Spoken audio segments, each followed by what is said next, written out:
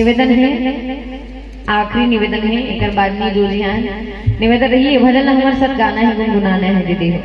अच्छा, भगवान शंकर अपन गलम काला और मारे थे सांप ला, है ना? तो ज्यादा मेहनत नहीं करना है, आप सब लोग केवल कहना है सरपन के माला। क्या कहना है?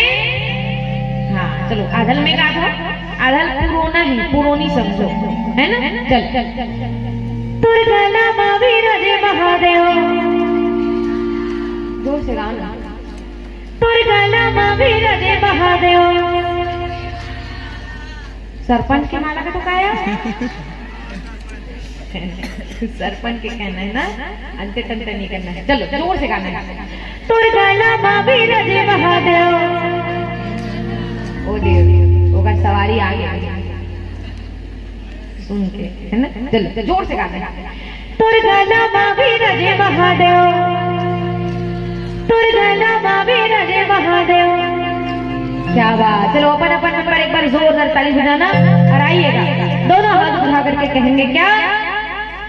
दुर्गला महावीर जय महादेव।